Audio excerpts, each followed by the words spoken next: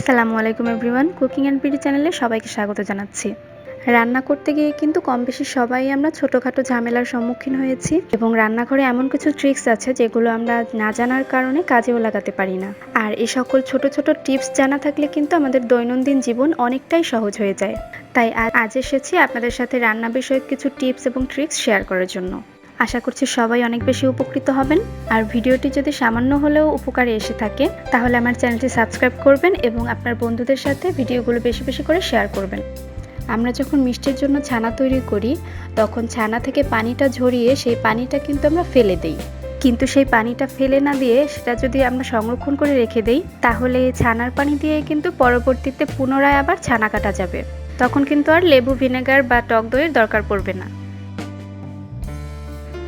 ভাত রান্না করতে গেলে অনেক সময় দেখা যায় ভাত একটার সাথে একটা জড়িয়ে যায়, বেশি সিদ্ধ হয়ে যায় অথবা ঝরঝরে হয় না। তো ভাতের মধ্যে যখন একটা বলক চলে আসবে তখন রান্না করার যে তেল থাকে ওখান থেকে জাস্ট হাফ চা চামচ অথবা 1 চা চামচ তেল যদি এর মধ্যে দিয়ে দেওয়া হয় তাহলে ভাতটা অনেক ঝরঝরে হয়।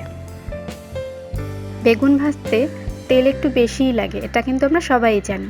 বেগুনে লবণ হলুদ মেখে সাথে সাথে না ভেজে যদি এটাকে ভাজার আধা ঘন্টা বা 1 ঘন্টা আগে লবণ হলুদ মাখিয়ে রাখা হয় তাহলে তেলের পরিমাণটা তুলনামূলকভাবে কম লাগে। অনেক লেবুতেই কিন্তু রস কম হয়, তো লেবু কাটার আগে যদি কুসুম গরম পানিতে ঘন্টাখানেক ডুবিয়ে রাখা যায় তাহলে লেবুর রস তুলনামূলকভাবে বেশি হয়।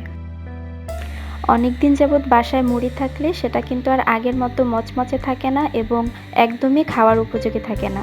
তখন কিন্তু আমরা মুড়িটা ফেলে দিই, কিন্তু এই মুড়িটা ফেলে না দিয়ে চুলার আঁচ মিডিয়াম রেখে কিছুক্ষণ ভেজে নিয়ে কয়েকটা মুড়ি হাতে নিয়ে দেখবেন যদি দেখেন মচমচে হয়ে গিয়েছে তখন চুলাটা বন্ধ করে দিয়ে নামিয়ে ফেললেই হয়ে যাবে। আর এভাবে করলে কিন্তু মুড়িটা আগের মতো মচমচে হয়ে যাবে এবং আগের মতোই স্বাদ থাকবে। আমরা বাসায় টমেটো, পেঁয়াজ বা শসা এই জাতীয় জিনিস কাটতে গেলে দেখা যায় সবগুলো একই রকমভাবে কাটা যায় না, আবার কোথাও পাতলা অথবা কোথাও মোটা থেকে যায়। তো এই সমস্যা সমাধানের জন্য একটা কাঁটা চামচ রেখে এভাবে যদি কাটা হয় তাহলে সবগুলো স্লাইস একই রকম হবে এবং দেখতেও সুন্দর লাগবে। আমরা ডিম ভাজার পরে ডিমের খোসাটা কিন্তু ফেলে দিয়ে থাকি, কিন্তু যারা শখের বশে বারান্দায় অথবা ছাদে বাগান করছেন তারা কিন্তু এই ডিমের খোসাগুলো ফেলে না দিয়ে রোদে শুকিয়ে গুঁড়ো করে গাছের গোড়ায় সার হিসেবে ব্যবহার করতে পারেন। আমরা যখনই বাজার থেকে দই কিনে আনি খাবার পরে কিন্তু কিছুটা হলেও দইয়ের কৌটায় বা হাঁড়ির তলায় লেগে থাকে, তো তখন কিন্তু আমরা এই দইটা সহই এটা ফেলে দিই, কিন্তু এই দইটা ফেলে না দিয়ে কিন্তু এই দই দিয়েই পুনরায় দই তৈরি করা যায়। আর এরকম ভাবে পারফেক্ট দই কিভাবে তৈরি করতে হয় তার একটা রেসিপি আমার চ্যানেলে অলরেডি দেয়া আছে, রেসিপিটা আমি ডেসক্রিপশন বক্সে দিয়ে দিব, আপনারা চাইলে দেখে আসতে পারেন। ডিম পোচ করতে গেলে দেখা যায় ডিমের ওপরের অংশ সিদ্ধ করতে গিয়ে বারবার কড়াই থেকে গরম তেল উঠিয়ে এর উপরে দিতে দিতে অনেকটা সময় চলে যায় এবং বিরক্তিও এসে যায়। তাই কম সময় ডিম পোচ করার জন্য ডিমটা দেওয়ার পরে একটা সাইড হওয়ার জন্য 30-35 সেকেন্ড অপেক্ষা করতে হবে এবং এরপর খুব সাবধানতার সাথে অন্য পাশ উল্টে দিতে হবে। উল্টে দেওয়া হয়ে গেলে ডিমের এ পাশও 10 থেকে 15 সেকেন্ডের জন্য ভেজে নিতে হবে। এরপর তুলে নিলেই হয়ে গেল ঝটপট ডিম পোচ।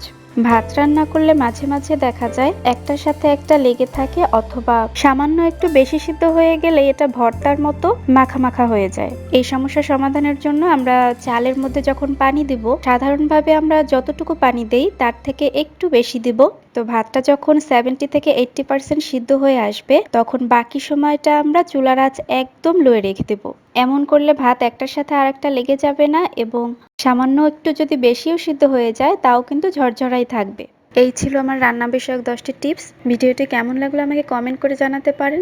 ভিডিওটি থেকে যদি কিছুটা হলেও উপকৃত হয়ে থাকেন তাহলে আমার চ্যানেলটি সাবস্ক্রাইব করে ভিডিওটি বন্ধুদের সাথে বেশি বেশি করে শেয়ার করার অনুরোধ রইল।